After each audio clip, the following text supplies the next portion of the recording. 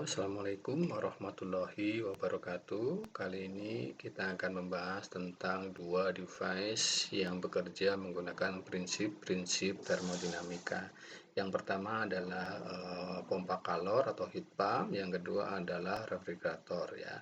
Refrigerator ini salah satu contohnya yang paling gampang itu adalah kulkas ya. Nah, kembali ke topik pertama yaitu pompa kalor. Nah, pompa kalor ini adalah suatu device yang bekerja berdasarkan prinsip-prinsip termodinamika di mana pompa ini ya menyerap kalor dari reservoir yang bersuhu rendah kemudian ditransfer ke reservoir yang bersuhu tinggi ya dengan melibatkan kerja dari luar ya. Sehingga di sini adalah T1 itu nilainya lebih tinggi daripada T2. Nah, fungsi dari penggunaan heat pump ini adalah untuk memanaskan ruangan atau medium ya. Panas dari serap dari atmosfer ya yang bersuhu rendah kemudian ditransfer ke ruangan yang bersuhu tinggi ya.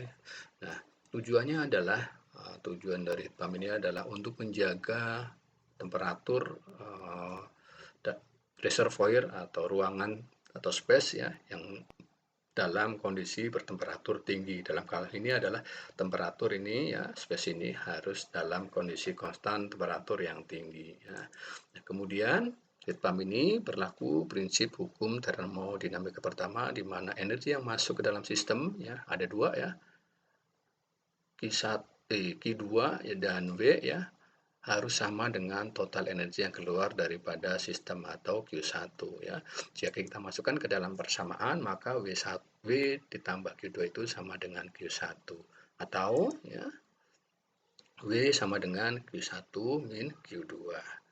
Nah, itu ya yang terkait dengan prinsip kerja daripada heat pump ya. Nah, kemudian bagaimana dengan perhitungan coefficient of performance dari heat pump tersebut?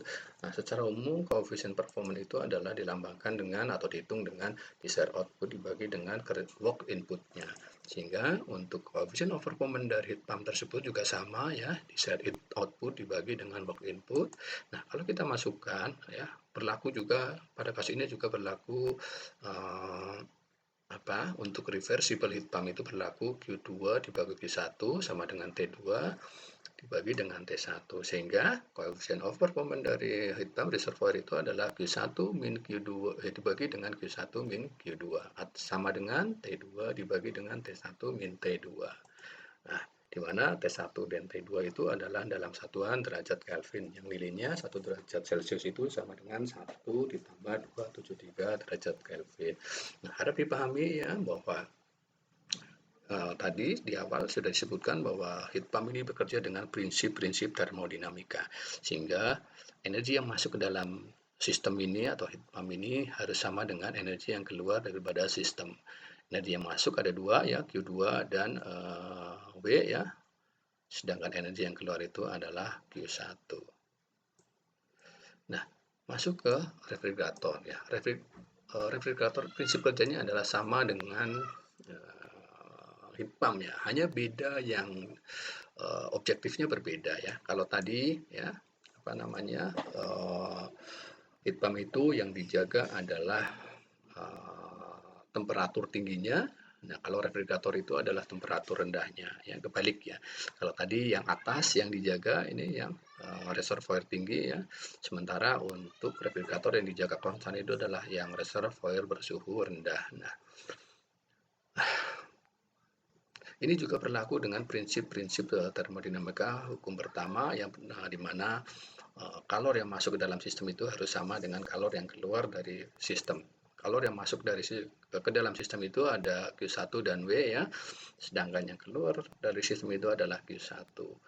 Nah, coefficient of performance dari refrigerator juga sama ya menggunakan prinsip coefficient of performance secara umum yaitu desired output dibagi dengan work input sehingga coefficient of performance dari refrigerator itu adalah Q2 dibagi dengan W sama dengan Q2 dibagi Q1 sama dengan dikurangi Q2. Nah, untuk reversible refrigerator berlaku Q2 sama dengan dibagi dengan Q1 sama dengan T2 dibagi dengan T1. Nah, untuk yang irreversible maka persamaan ini tidak berlaku. Nah, bagaimana? Selanjutnya adalah kita hitung perhitungan atau rumus terkait dengan coefficient of performance refrigerator reversible sama dengan Q2 dibagi dengan Q1 min Q2 sama dengan T2 dibagi dengan T1 min T2 ya. Suhu T1 dan T2 dalam derajat Kelvin. Nah, ingat ya prinsip termodinamika tadi bahwa energi yang masuk ke dalam sistem harus sama dengan energi yang keluar daripada sistem ya.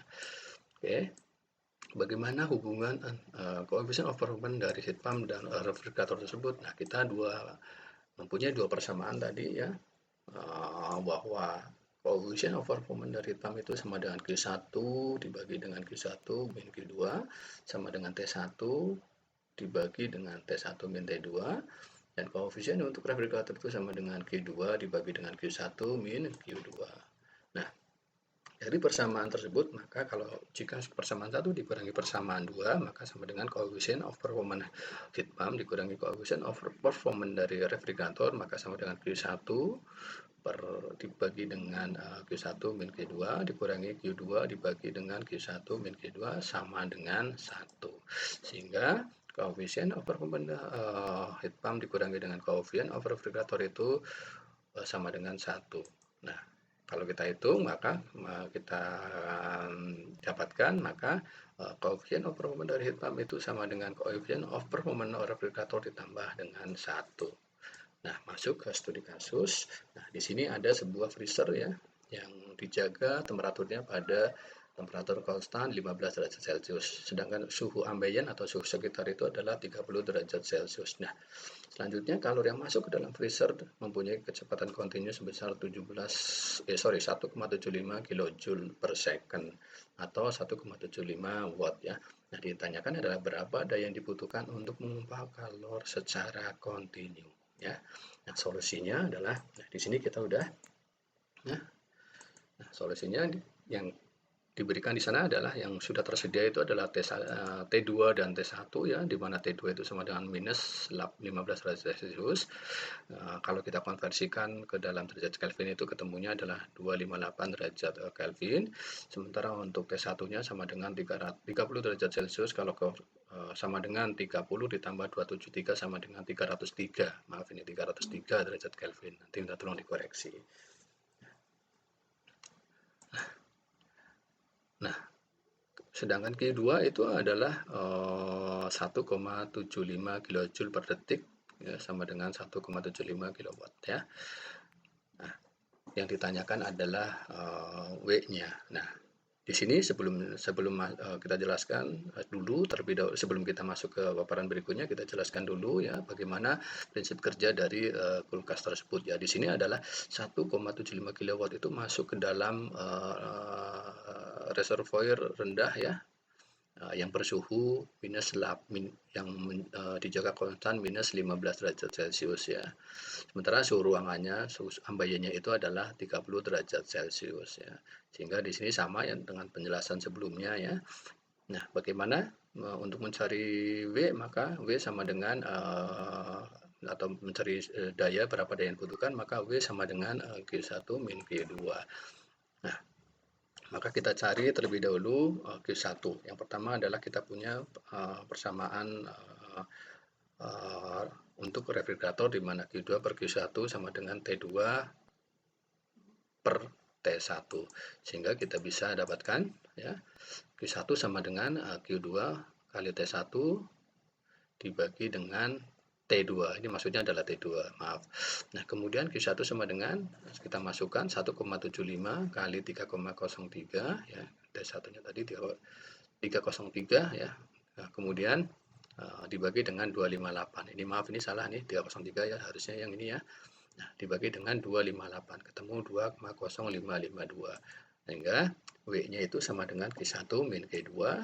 Kita masukkan maka W adalah 2,0552 dikurangi 1,75 ketemu 0,3052 kW ya. Itu adalah cara pertama untuk mendapatkan berapa daya yang dibutuhkan untuk memompa kalor secara kontinu. Nah, cara kedua adalah kita menggunakan persamaan coefficient of performance dari refrigerant ya. Nah, kita tadi tahu bahwa coefficient of performance dari refrigerant itu sama dengan Q2 per B atau ya sama Q2 per B sama dengan Q2 dibagi dengan Q1 min Q2 sama dengan T2 dibagi dengan T1 min T2. Kita gunakan persamaan coefficient of performance sama dengan T2 dibagi dengan T1 min T2. Kenapa? Karena ini adalah yang sudah diberikan tadi pada soal ya. Nah, dari sini kita bisa hitung bahwa coefficient of performance dari refrigerant itu adalah 2,58 ya. Dibagi dengan 3,03 dikurangi dengan 258 ketemu 5,733. Nah, dari sini kita bisa hitung coefficient of performance itu sama dengan Q2 per W ya, sehingga kerjanya kalau kita hitung maka kerja daya yang dibutuhkan itu sama dengan W ya, sama dengan Q2 dibagi dengan COP refrigerant ya. Refrigerator reversible ya. Sehingga kita masukkan data yang sudah kita dapatkan yaitu Q2 dibagi dengan Q2 dibagi dengan coefficient of performance dari refrigerator tersebut sama dengan 5,7333 didapatkan 0,31 kW ya. Nilainya sama dengan cara yang pertama tadi. Ya, di sini kita simpulkan bahwa untuk kasus ini kita bisa menggunakan dua solusi tadi ya. Silakan Anda coba. Nah, untuk studi kasus berikutnya kita akan share di video berikutnya. Terima kasih. Assalamualaikum warahmatullahi wabarakatuh.